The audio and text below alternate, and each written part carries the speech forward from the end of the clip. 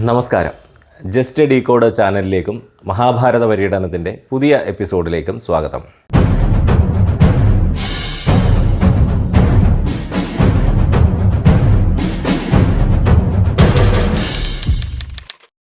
കർണൻ്റെ ആയുധവിദ്യാ പ്രകടനവും അർജുനനെ വെല്ലുവിളിച്ചതും ആ സമയത്ത് ദുര്യോധനൻ രാജോചിതമായി ഇടപെട്ടതും ഒക്കെയാണ് കഴിഞ്ഞ ലക്കം പറഞ്ഞു നിർത്തിയത്.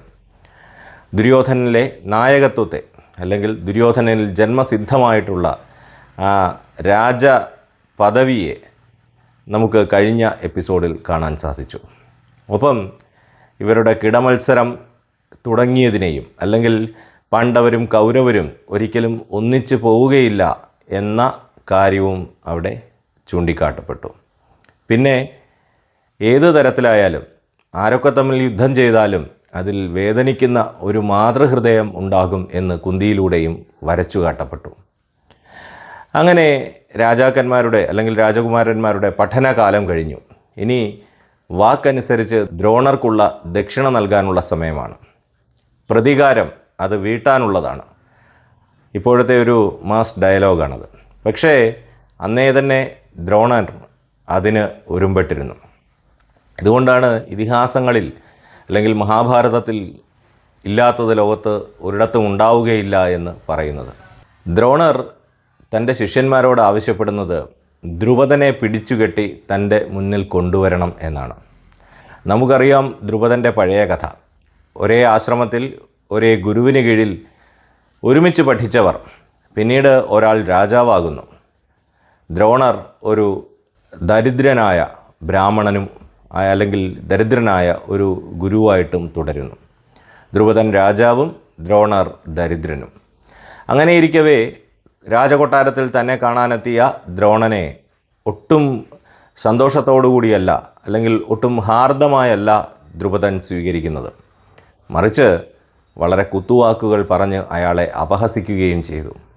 കാലം തീർക്കാത്ത സൗഹൃദങ്ങളില്ല. സമ്പന്നനും ദരിദ്രനുമായി യാതൊരു തരത്തിലും സൗഹൃദത്തിന് സാധ്യതയില്ല. പഴയ കാലത്തെ കൂട്ടുകെട്ട് പറഞ്ഞ് ഇവിടെ വരാൻ നിനക്ക് ലജ്ജയില്ലേ എന്ന് വളരെ കഠിനമായ വാക്കുകൾ ഉപയോഗിച്ച് ദ്രോണനെ ശകാരിച്ചയച്ചു. മനുഷ്യന് നേരിടുന്ന അപമാനം അത് അയാളുടെ ഉള്ളിൽ ജ്വലിച്ചുകൊണ്ടേയിരിക്കും.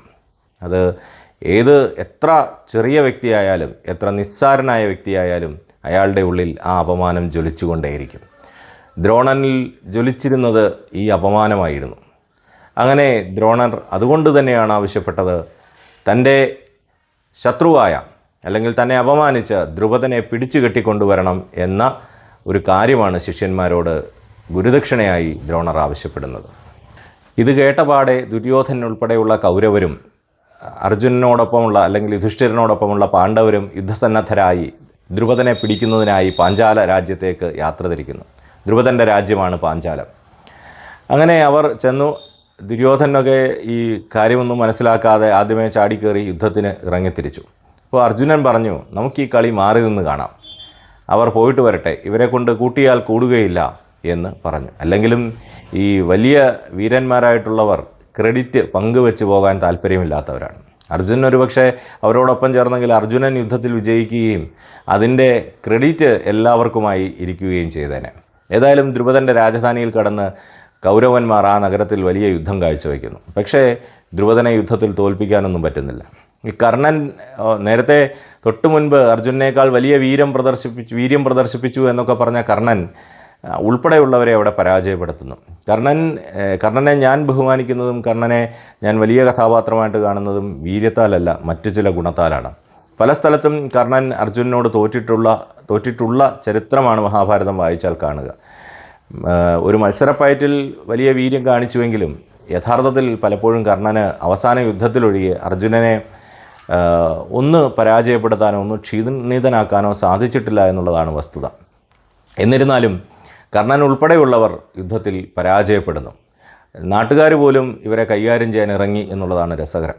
മഹാഭാരതത്തിൽ പറയുന്നത് നാട്ടുകാർ കയ്യിൽ കിട്ടിയ ആയുധങ്ങളും എടുത്ത് ഉലക്ക, അമ്മിക്കല്ല്, കല്ല് തുടങ്ങിയ ആയുധങ്ങളെല്ലാം എടുത്തുകൊണ്ട് കൗരവരെ നന്നായി പ്രഹരിച്ചു എന്നാണ്. അങ്ങനെ നാട്ടുകാരുടെ കയ്യിൽ നിന്നും ദ്രുപദൻ്റെ കയ്യിൽ നിന്നുമൊക്കെ കണക്കിന് കിട്ടിയ ദുര്യോധനനും സഹോദരന്മാരും തോറ്റുമടങ്ങി തിരിച്ചു വന്നു.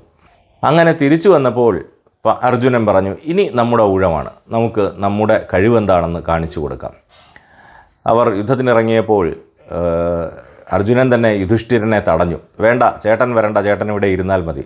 ഒരുപക്ഷെ യുധിഷ്ഠിരൻ്റെ വീര്യം നല്ലതുപോലെ അറിയാവുന്നത് കൊണ്ടായിരിക്കും ഇയാൾ യുദ്ധത്തിന് വന്നാൽ രണ്ടുപേർ അയാളെ കാക്കാൻ വേണ്ടി വരും എന്നുള്ള ചിന്തയായിരിക്കും ദ്രുപദൻ്റെ യുദ്ധത്തിന് അർജുനൻ യുധിഷ്ഠിരനെ തടയാൻ അല്ലെങ്കിൽ വരണ്ട എന്ന് പറഞ്ഞു നിർത്തിയത്. അങ്ങനെ പാണ്ഡവർ 4 പേരാണ് ആ യുദ്ധത്തിൽ പങ്കെടുക്കുന്നത്. വളരെ വലിയ യുദ്ധമായിരുന്നു. ദ്രുപദൻ്റെ ആൾക്കാർ നന്നായി യുദ്ധം ചെയ്തു. പക്ഷേ അർജുനനോട് ഏറ്റുമുട്ടി നിൽക്കാൻ സാധിച്ചില്ല.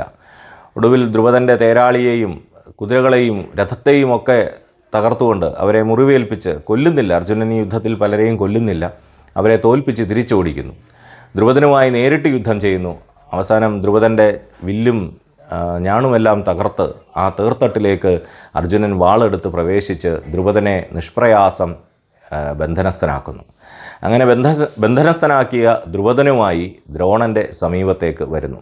ദ്രോണർ നമുക്ക് സിനിമയിലൊക്കെ കാണുന്നത് പോലെ തന്നെ വിഷ്വലൈസ് ചെയ്യാവുന്നതാണ്. ദ്രോണൻ ചിരിച്ചുകൊണ്ട് പറഞ്ഞു, നീ എന്നെ കൂട്ടുകാരാന്ന് വിളിയടാ. പഴയ ആ കലിപ്പ് അല്ലെങ്കിൽ ആ ഒരു ദേഷ്യം ദ്രോണൻ്റെ മനസ്സിൽ കിടക്കുന്നുണ്ട്. പറഞ്ഞു, എനിക്ക് അങ്ങയോട് ശത്രുതയൊന്നുമില്ല. ദ്രോണർ പറയുകയാണ്, എനിക്ക് ശത്രുതയൊന്നുമില്ല, എനിക്ക് സ്നേഹം മാത്രമേ ഉള്ളൂ. ഇപ്പോൾ നമ്മൾ സമന്മാരായില്ലേ? കാരണം അങ്ങ് ഒന്നുമില്ലാതെ എൻ്റെ മുമ്പിൽ നിൽക്കുകയാണ്. എനിക്ക് അങ്ങയെ തോൽപ്പിക്കണമെന്നില്ല, അങ്ങയെ കൊല്ലണമെന്നില്ല. വേണമെങ്കിൽ ഞാനൊരു ഔദാര്യം ചെയ്യാം. ഈ രാജ്യത്തിൻ്റെ പകുതി അങ്ങേക്ക് തരാം, രാജ്യത്തിൻ്റെ പകുതി ഞാനെടുക്കും. അപ്പോൾ നമ്മൾ തുല്യരായി, ഞാനും രാജാവ്, നീയും രാജാവ്. അങ്ങനെയാണെങ്കിൽ നമുക്ക് തമ്മിലുള്ള ആ സൗഹൃദം പഴയതുപോലെ തുടരാം. അല്ലയോ സഖേ, ഞാൻ പഴയ ആശ്രമത്തിലെ, ഗുരുവിൻ്റെ ആശ്രമത്തിലെ ആ നമ്മുടെ നല്ല കുട്ടിക്കാലം, ആ സുഹൃത്ത് കാലം ഞാൻ ഇപ്പോഴും ഓർക്കുന്നുണ്ട്. നിനക്ക് വേണമെങ്കിൽ എൻ്റെ ഈ ഔദാര്യം സ്വീകരിക്കാം എന്ന് പറയുന്നു. മുറിവിൽ ഉപ്പ് പുരട്ടുന്നത് പോലെയായിരുന്നു ദ്രോണൻ്റെ വാക്കുകൾ. പഴയ ഓരോ കാര്യങ്ങളായി എടുത്ത് ഓർമ്മിപ്പിച്ചുകൊണ്ട് കുത്തി ദ്രോണർ ഈ വാക്കുകൾ പറയുമ്പോൾ ദ്രുപദന് അത് സ്വീകരിക്കുകയല്ലാതെ മറ്റു വഴിയില്ല. അങ്ങനെ ദ്രുപദൻ മനസ്സില്ലാ മനസ്സോടെ ആ വാക്ക് സ്വീകരിക്കുന്നു, അല്ലെങ്കിൽ അവർ തമ്മിലുള്ള ആ ഉടമ്പടി സ്വീകരിക്കുന്നു. ഗംഗയുടെ ഒരു ഭാഗം, തെക്ക് ഭാഗത്ത് ദ്രുപദനും വടക്കു ഭാഗത്ത് ദ്രോണനും ഭരിക്കുന്ന ഒരു രാജ്യക്രമം നിലവിൽ വരുന്നു. കാമ്പില്യം എന്ന ആ രാജ്യം പിന്നീട് ദ്രോണർ ആണ് ഭരിക്കുന്നത്. ഹസ്തിനപുരത്തിൻ്റെ ഒരു സാമന്ത രാജ്യമായി ആ രാജ്യത്തെ ദ്രോണർ കൊണ്ടുപോവുകയും ചെയ്യുന്നു. കഥയിലെങ്കിലും അല്ലെങ്കിൽ ഉടമ്പടിയിലെങ്കിലും അവരുടെ സൗഹാർദ്ദം പഴയതുപോലെ നിലനിൽക്കുകയും ചെയ്യുന്നു. അങ്ങനെ ഗുരുദക്ഷിണയൊക്കെ കഴിഞ്ഞു. ഇവർ പൂർണ്ണമായിട്ടും സ്വതന്ത്രരായിട്ടുള്ള വ്യക്തികളായി. അപ്പോഴാണ് ധൃതരാഷ്ട്രർ യുധിഷ്ഠിരനെ യുവരാജാവായി അഭിഷേകം ചെയ്യിക്കുന്നത്. എന്താണ് യുവരാജാവായി അഭിഷേകം ചെയ്യിക്കാനുള്ള കാര്യം എന്നറിയില്ല. യഥാർത്ഥത്തിൽ പാണ്ഡുവിനേക്കാൾ ജ്യേഷ്ഠൻ ധൃതരാഷ്ട്രനാണ്. അന്ന് അന്ധത ഒരു ന്യൂനതയായതുകൊണ്ടാണ് ധൃതരാഷ്ട്രന് രാജ്യം നിഷേധിക്കപ്പെട്ടത്. പിന്നീട് പാണ്ഡു രാജ്യം ഭരിച്ചു. രാജ്യം അയാൾ ഉപേക്ഷിച്ചു പോയതാണ്. അങ്ങനെ ഉപേക്ഷിച്ചു പോയ ഒരാളുടെ മകന് രാജ്യം കൊടുക്കേണ്ടതുണ്ടോ എന്ന് ധർമ്മവിശാരദന്മാർ ചർച്ച ചെയ്യണം. പക്ഷേ ഇതിന് മറ്റൊരു കാര്യം കൂടിയുണ്ട്, അത് വഴിയേ ബോധ്യപ്പെടും. ഏതായാലും ധൃതരാഷ്ട്രർ യുധിഷ്ഠിരനെ യുവരാജാവായി അഭിഷേകം ചെയ്യിക്കുന്നു. പക്ഷേ നോക്കൂ, കഴിഞ്ഞ എപ്പിസോഡിൽ നമ്മൾ കണ്ടത് ഈ യുധിഷ്ഠിരന് രാജ്യഭരണവുമായി ബന്ധപ്പെട്ട ആളുകളൊക്കെ നല്ല അഭിപ്രായം, സാധുവാണ്, വളരെ നല്ലതാണ്, ഗുരുജനങ്ങളോട് പ്രിയമുള്ളയാളാണ്, ബഹുമാനമുള്ളയാളാണ്, വൃദ്ധരായവരെ ബഹുമാനിക്കുന്നയാളാണ്. ഇതൊക്കെ ഉണ്ടെങ്കിലും ഒരു രാജാവാകാനുള്ള വീര്യം യുധിഷ്ഠിരനിലുണ്ടോ എന്ന് സംശയമാണ്. കഴിഞ്ഞ ഭാഗത്ത് കർണൻ അരങ്ങേറുമ്പോൾ യുധിഷ്ഠിരൻ ഒരക്ഷരം ആ സ്ഥലത്തൊന്നും സംസാരിക്കുന്നില്ല. അവിടെ ഒരു യുവരാജാവിൻ്റെ റോൾ ഏറ്റെടുക്കുന്നത് ദുര്യോധനാണ്. തൻ്റെ അർജുനന് നേരെ ഒരു പ്രയോഗം വന്നിട്ട് പോലും, അല്ലെങ്കിൽ അർജുനെതിരെ കർണൻ വെല്ലുവിളിച്ചിട്ട് പോലും യുധിഷ്ഠിരൻ വാ തുറന്ന് മിണ്ടുന്നില്ല, കമ എന്നൊരക്ഷരം മിണ്ടുന്നില്ല. അവിടെ ഭീമസേനാണ് ഇടപെടുന്നത്. പെട്ടെന്നുണ്ടായ ആ ഒരു വൈക്ലഭ്യത്തെ മറികടക്കാൻ ഭീമസേനാണ് ഇടപെടുന്നത്. അങ്ങനെ ആ രാജാവിന് പിന്നീടും പല സ്ഥലത്തും ഈ യുധിഷ്ഠിരൻ്റെ മൗനം ചർച്ചയായിട്ടുണ്ട്. നമുക്കറിയാം, പാഞ്ചാലിയെ വസ്ത്രാക്ഷേപം ചെയ്യുന്ന സമയത്ത് യുധിഷ്ഠിരൻ ന്യായമോ നീതിയോ ധർമ്മമോ പറഞ്ഞില്ല എന്നുള്ളത് നമുക്കറിയാം. അപ്പോൾ വേണ്ട സ്ഥലത്തൊക്കെ മൗനം പാലിക്കുന്ന, നമുക്ക് പരിചയമുള്ള ചില രാഷ്ട്രീയ നേതാക്കളുണ്ടല്ലോ, മൗനി ബാബകൾ, അല്ലെങ്കിൽ വേണ്ട സ്ഥലത്ത് മൗനം പാലിക്കുന്ന ചില ആളുകൾ, മൗനം പാലിച്ചിരുന്ന ചില ആളുകൾ. എത്ര ധർമ്മവിശാരദന്മാർ എന്ന് പറഞ്ഞാലും അവരുടെ മൗനം, വേണ്ട സ്ഥലത്തുള്ള അവരുടെ മൗനം ധർമ്മത്തെ പുറകോട്ടടിക്കുക തന്നെ ചെയ്യും. ഏതായാലും ജനാഭിപ്രായവും ഒരുപക്ഷെ ഭീഷ്മൻ്റെയും ദ്രോണൻ്റെയും വിതുരൻ്റെയും ഒക്കെ അഭിപ്രായങ്ങളും മാനിച്ചാവും യുധിഷ്ഠിരനെ രാജാവ് യുവരാജാവായി അഭിഷേകം ചെയ്യിക്കുന്നു. അവിടം തൊട്ട് ദുര്യോധനൻ്റെയും ധൃതരാഷ്ട്രൻ്റെയും ഒക്കെ മനസ്സിൽ പക തുടങ്ങുകയാണ്. ധൃതരാഷ്ട്രർ ഇതൊക്കെ ചെയ്യുന്നുണ്ടെങ്കിലും പക മാറുന്നില്ല. അന്നേരമാണ് വില്ലാളിവീരനായ അർജുനൻ ദിഗ്വിജയത്തിനിറങ്ങി പുറപ്പെടുന്നത്. അയാൾ പല രാജാക്കന്മാരെയും തോൽപ്പിച്ച് കൗരവ രാജധാനിയിലേക്ക് അളവറ്റ സമ്പത്ത് കൊണ്ടുവരുന്നു. ഇങ്ങനെ കൗരവന്മാർ മുഴുവനും പാണ്ഡവർക്ക് തുല്യരായ ആളുകളില്ല എന്ന് പറഞ്ഞു തുടങ്ങി. അർജുനനെ പോലൊരു വില്ലാളി വീരനില്ല എന്ന് വാഴ്ത്തി തുടങ്ങി.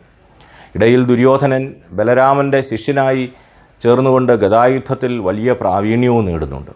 നകുലനും സഹദേവനും അതുപോലെ തന്നെ ഓരോരോ വിദ്യയിൽ വലിയ പ്രാവീണ്യം നേടുന്നു. ഇങ്ങനെ എന്തുകൊണ്ടും പാണ്ഡവർ വലിയ മിടുക്കരാണ് എന്നുള്ള ഒരു കാര്യം ജനങ്ങൾക്കിടയിൽ സംസാരമാവുന്നു.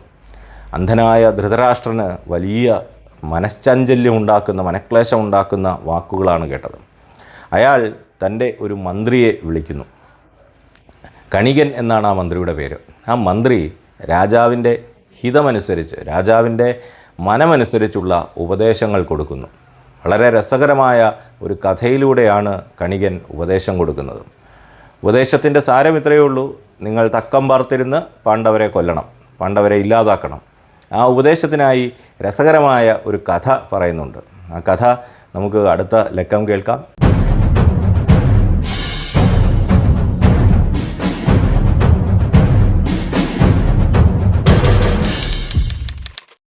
മഹാഭാരത പര്യടനത്തിൻ്റെ എല്ലാ എപ്പിസോഡുകളും കേൾക്കുന്നതിനായിട്ട് ചുവടെ ഉള്ള ലിങ്കിൽ ക്ലിക്ക് ചെയ്യാം. ഈ ചാനൽ സബ്സ്ക്രൈബ് ചെയ്യാത്തവരുണ്ടെങ്കിൽ സബ്സ്ക്രൈബ് ചെയ്യുക. വിനോദത്തിനും വിജ്ഞാനത്തിനും പ്രാധാന്യം നൽകിക്കൊണ്ടുള്ള ഒരു ചാനലാണ്. അപ്പോൾ ജസ്റ്റ് ഡീകോഡ് എന്ന ഈ ചാനൽ സബ്സ്ക്രൈബ് ചെയ്യാൻ അഭ്യർത്ഥിക്കുന്നു. അടുത്ത ഒരു എപ്പിസോഡിൽ കൂടുതൽ നല്ല കഥകളുമായി കാണാം. നമസ്കാരം.